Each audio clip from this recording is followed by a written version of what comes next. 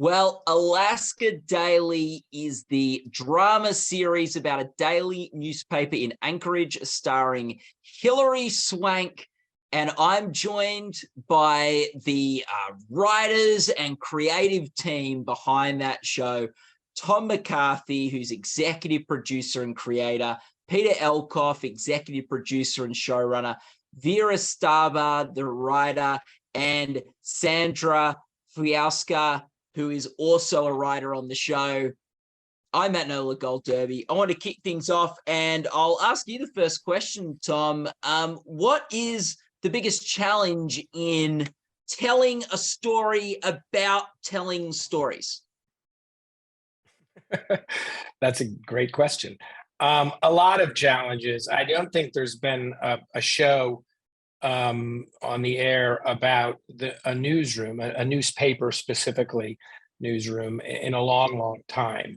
And I think there's a reason for that. I think it's how to keep it active and keep it interesting and keep it compelling, but still honor the stories that we're telling, which in our case, there's some pretty intense stories that we're dealing with. So, it's really a room effort and a creative effort, and not just with the writers, but also obviously through the acting and through the entire production, to kind of keep this thing as fluid and active as possible when engaging in, basically we're telling stories about reporting, right? And I will say we're certainly aided by the fact that there's a real investigative engine to this, a real procedural engine that's driving the show. So there's a lot of card turning and unexpected twists and turns along the way, which are incredibly helpful. And then finally, I'll just say, there's some real stories at stake here. And as we know, sometimes reality is more interesting than fiction. And I think we lean on that when we really need to. Mm. I'm interested with all of you who are involved in sort of the writing and the sort of overseeing the story arcs and things of the show. What was the most important decision that you guys had to make? I don't really mind who answers this. Does anyone have something that comes to the top of their head as a really important decision you guys had to make in the writers' room? I think one of the decisions that we had to make was to find the balance between what is this long arc story that continues throughout the episode and is sort of the A story of the season, which is the search for the person who murdered Gloria Nanmak, our story about missing and murdered Indigenous women.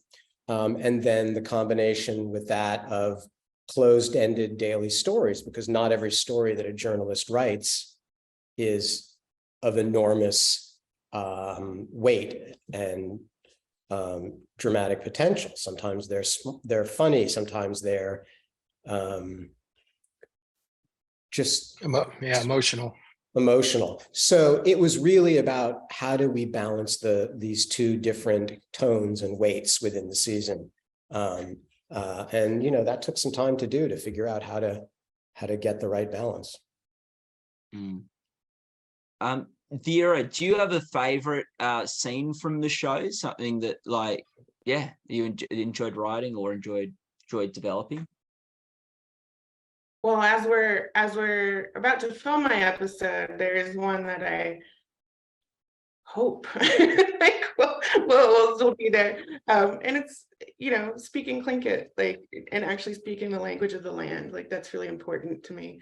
I would say of all the episodes before, I do love one between Roz and Sylvie in Mead in the village, and where Sylvie is encouraging her to just be who she's supposed to be your Tlingit Alaska Native self. And it's a small scene, but a lot of love and work, kind of battles that all went into this little scene. So I that's my favorite that's been aired so far. What about you, Sandra? Is there a scene you're really fond of? How to choose. I do love that scene as well that Vera is speaking about. I think it's Sylvie's character who says there's never been a Tlingit sidekick. I think that's one of the things I love about the show is we're seeing culture that's not really represented on TV, let alone broadcast television. And I think it's really unique and exciting, not just to see Alaska and the beautiful, landscapes and expanse and wildlife, but also to see people who or relationships like that on television. So in addition to, as Peter and Tom were speaking about, the balance of how to break a season of television like this, we're really telling three TV shows in one, right? There's this long arching murder mystery. There's a workplace drama about journalists and the crisis therein, right? About these news deserts that are popping up because of these constant slashing to local newspapers across the country. And then you have this other crisis dealing with murder and missing Indigenous women. So to be able to have actual characters and Tlingit people speak to that on and off screen is I think really unique. And just to sort of piggyback on that, there's really another story, which is, and I think given this award, that nomination that Hilary's received, it's also the story of this journalist who was canceled and had her career cut out from under her, and then found a way to come back in the minor leagues, as she likes to say it. And I think that story of her redemption is I think has connected with the audiences as well. It is interesting, so many different threads and stories, and particularly that the newsroom, and you have Hilary Swank come in, or Eileen, sorry, come in, played by Hilary Swank as an outsider. And there's a bit of distrust amongst the team. She thinks she's probably a bit more experienced than them. They think, oh, she's an outsider here from New York and stuff. I think episode 2, there's that lovely scene where they talk about getting back to being in conversation and the importance of listening to others and different perspectives. And I just wondered if any of you wanted to touch on what you thought was an important perspective or conversation that this series was able to explore and have. Well, I think we've all been talking about, and you rightly pointed out, there's a lot of dimension to the show. Even as you could tell, we talk about it. This is what was in the writer's room. It's a real push-pull. I think a really kind of exciting struggle, how to represent stories, how to approach stories, how to divide stories with equal weight and measure. And it's really tricky to do on network TV and this short amount of time you have within that hour, which is really 43 minutes, right? It's a lot of story we're packing in there. But I think the North Star is always local journalism, right? That's really, Sandra was pointing out, these papers are disappearing. And when these papers existed, I think at the height of their powers, what they represented in every community, city, town, village around the country are conversations that represented the identity of those particular places, and it allowed a little bit more individuality, I think, within this country, and expression of sort of communal thought. And I feel like that's disappearing. In some ways, it's emerging in sort of new avenues. And but I think the loss of local papers is really detrimental to the conversation, as you say, and probably to democracy. So in large part, the show is dealing with that, what do we gain, what happens, and what is the essence of these newsrooms? What is the magic that happens when professional reporters, people who are trained in their craft over time, are really kind of banging off each other and trying to uncover the truth and shine a light where it needs to be shed in the right moment. So, it's a really kind of, I think there's something incredibly, what's the right word, oppression about the show right now, just the timing of it, as we see more and more of these small papers extinguished. As we talk about this, how important these conversations are and listening, Vera, was there any being in a writer's room? I imagine it's also important to be listening and having conversations with each other. Was there anything important, that you learned, or that any interesting conversations in the writer's room about any of these issues? Only about 4.5 months worth. Especially I would say the first 6 weeks or so. It was really heavy talks about the big issues that we're going to cover, including the missing and murdered Indigenous women, how to cover that responsibly,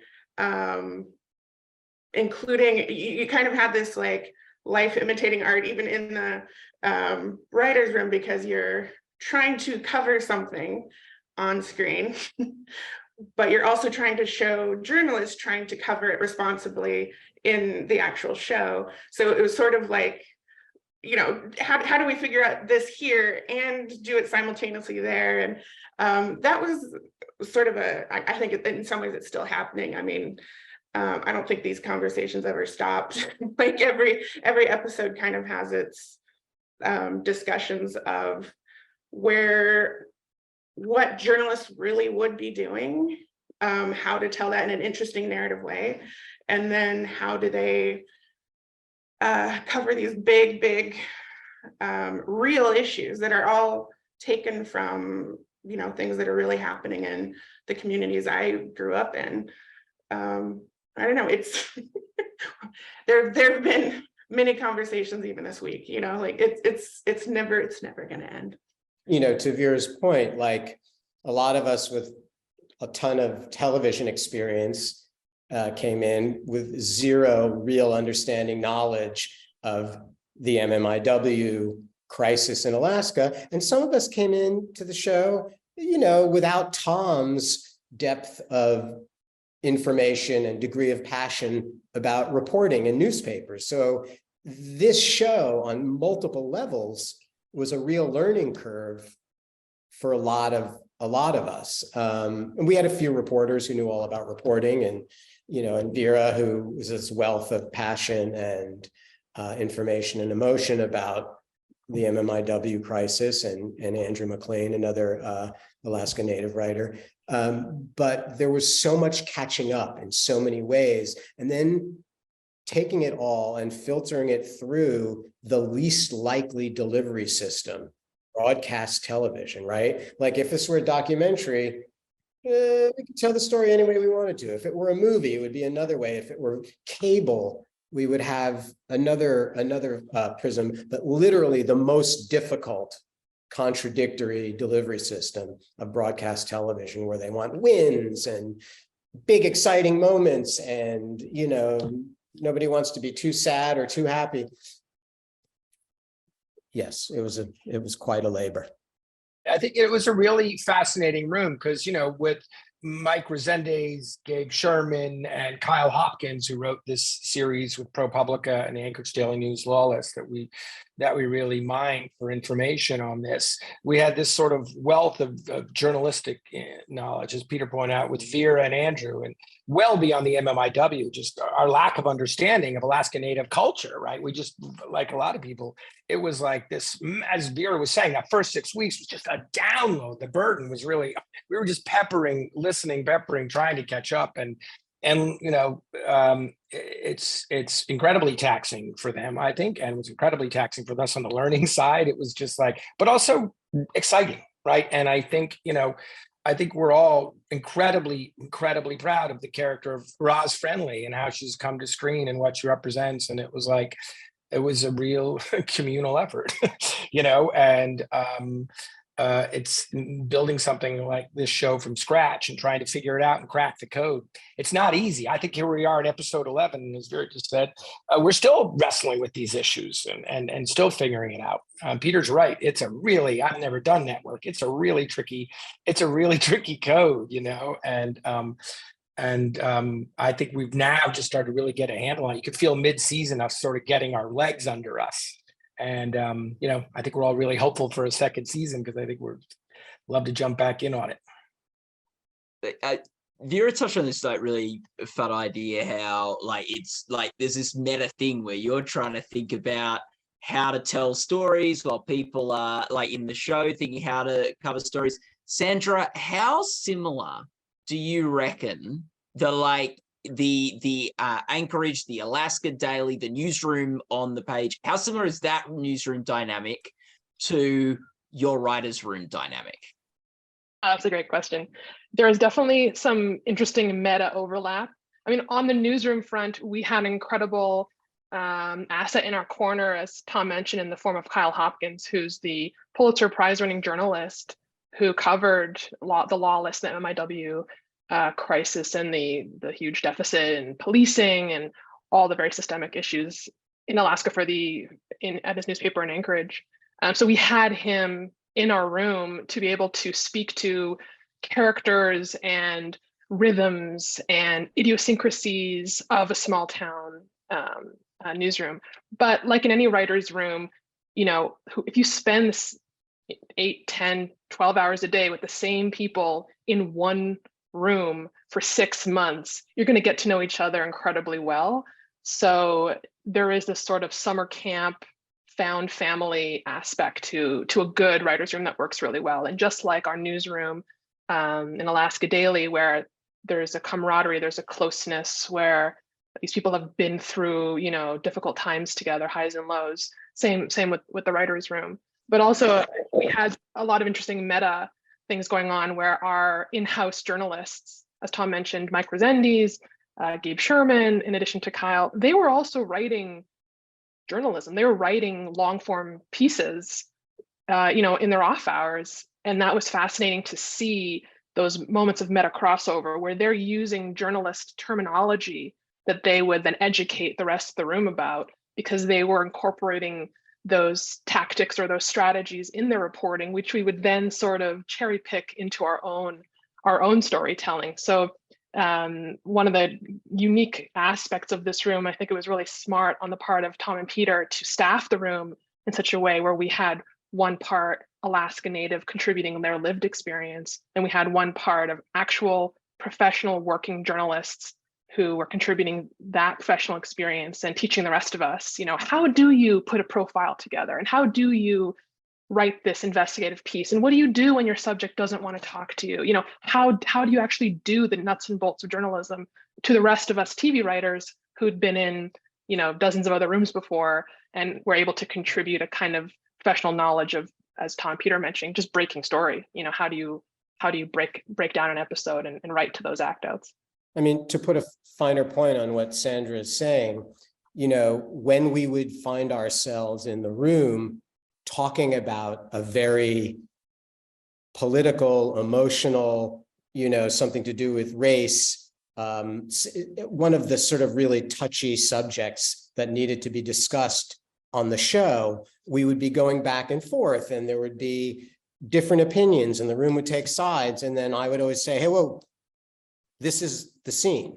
Like what we're doing in here, this is what the two characters on the show need to be doing. So in that way, the way the room was comprised really reflected in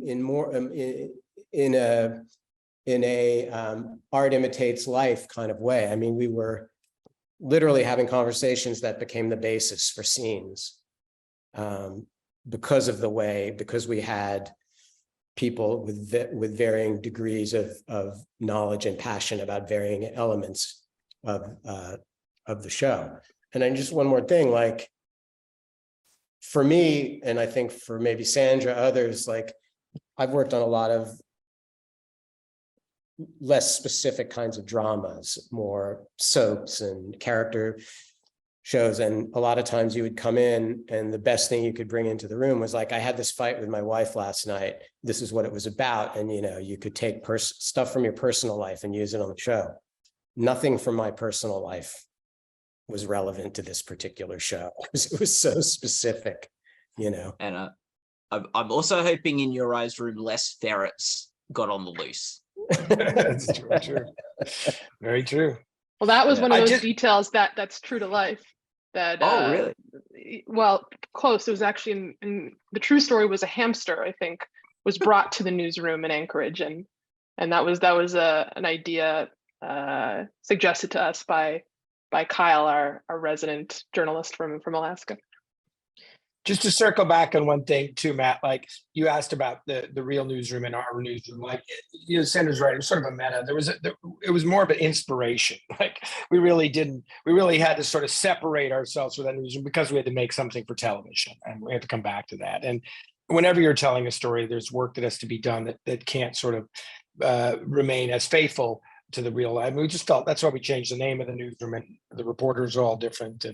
But everyone right up to the editor, David Hewlin, who's the editor of the Anchorage Daily News, is incredibly helpful in reading scripts and giving feedback and pressing on it. Sometimes brutal and always very helpful, as well as some other people that he works with there. But it felt very, again, communal in that way. And I think finding our own sort of newsroom has been sort of the challenge and the joy of this. And speaking personally, I'm just a huge fan of the ensemble of the show. Hilary's great, but that ensemble is just so strong too, and every one of them brings such a unique voice to the show. And it's been really wonderful just to see them grow as characters and even actors through the season. Well, you guys have talked about the challenges of putting of using network television to tell some of these stories and explore some of these issues.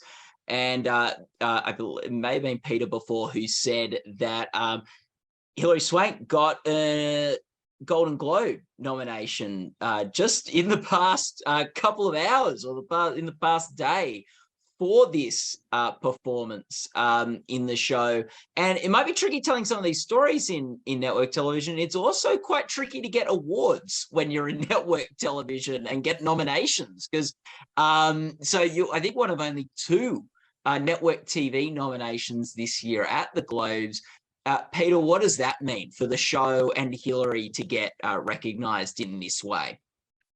I think it's really, it's a tribute to the work, obviously, that she's done. I mean, she's a phenomenal actress, but also to Tom for creating that character, and for us carrying her through these 11 episodes. I mean, yeah, it is not common to have anything on network television be considered, in the company of these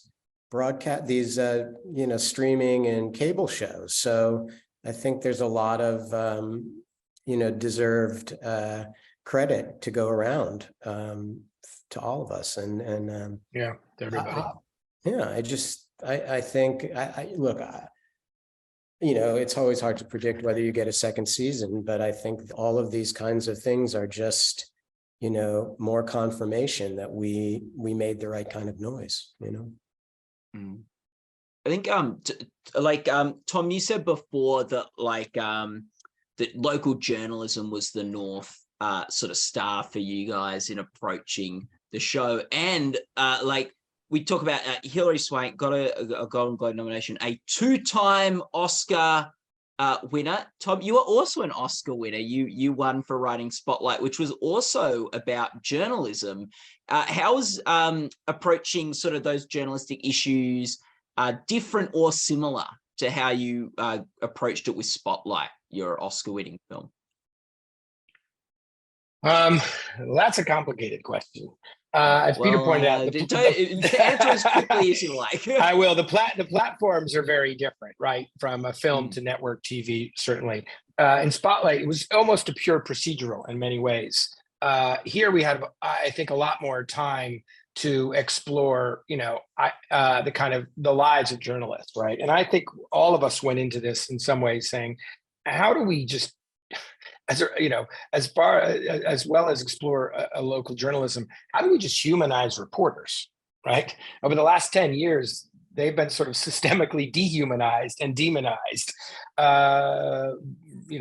by the powers that be, by powerful men and women that don't want reporters doing the job they do, which is shining a light on corruption and crime and seeking out the truth. So I think that's something we came back to. Let's make these characters. Let's let people see who these people are. What makes a journalist tick, and really explore that. So we just have a lot more space. That's why I was talking about the ensemble of the show. And I think whenever we're in the newsroom, you can always kind of feel it. I feel like, Eileen and Roz have their own jam, right? Grace and Hilary are just great together. They're just both great actresses. They're great characters. They're really fun to watch when they're on their journey together, but also when everyone's in the newsroom and they're kind of bouncing off each other. And I think it's really fun for audiences. We've heard that from a lot of people, really helping people to understand this is what professional reporting and journalism looks like, and this is why it's important. So, that's really why I wanted to create the show, and I've really got to credit these writers and all the other writers you mentioned on this Zoom for sort of keeping that alive. It's a really tricky thing to do, especially on broadcast TV. It's just a different medium. It's a different approach to making, and it's a different approach to executing. And I give these guys all the credit in the world for taking the baton and running with it. And I'm finding a way to make something that really is an original format work on network TV. It was a really, really high bar challenge, and I think they all rose to it. That's really cool. Like, Vera, like, each episode ends with a message that in some areas Native American women are murdered at a 10 times higher rate. How important was it to end each episode with that? I believe maybe it was a quote from the Violence Against Women Act from 2022. I don't know that it was important to end each episode so much as to highlight within it throughout the whole season the various institutional problems that create this thing. It's seen very much as a Native problem. It's not a Native problem. The problem comes from outside the community. And there's actually incredibly simple known things that we can do to fix it. Like, this has been studied, this has been looked at, this is, it's not a mystery of what needs to happen to be able to fix these problems that are coming from an external source. And there's just an apathy and an unwillingness to even look at the problem. So this problem has been building for so long. Native people have been talking about it for so long. And in each episode, but also as a whole, like we sort of talked about, how do we look at the problem as a whole and then put those pieces into each of the episodes so that they're highlighted more in a way that we haven't seen yet. Missing and Murdered has the issue itself has been covered, but it's been just sort of, it's a problem without really looking at why it's a problem. So it was really important to look at the why throughout this, and that's what journalists do. I've been a journalist for 22 years. This is what I've been doing. We put out an entire issue in the magazine I edit about this problem. It takes a platform like this to sort of like jar people out of apathy, which is what I'm hoping. What I'm hoping by the end of this, as you sort of see, these are very simple problems to solve. And I don't mean simple as in like a quick fix, but sometimes it's a matter of, we just need a database. We literally just need a database that police are reporting to. And we know how to do that. We know how to get there. We just have to have a willingness to get there. So that's kind of was the North Star in the Missing and Murdered sort of track, was how do we point those out through this one example of this one case. It's still going. We're still talking about like this, how to kind of land that ending of, this is really what you can do as a viewer. This is what the state government can do. This is what advocates can do. This is what activists can do. Like, that's kind of been a mainstay throughout the season. Well, I don't think there's any better way for us to end this conversation there. Thank you so much, all of you, for joining us and giving up your time to talk a bit of Alaska Daily. People watching this interview can go to goldderby.com to make award predictions and join the discussion. And best of luck for all the awards that are down the pipeline, whether that's Globes, Guilds, and Emmys later on next year. All the best, guys. Thank you so much. Thank you.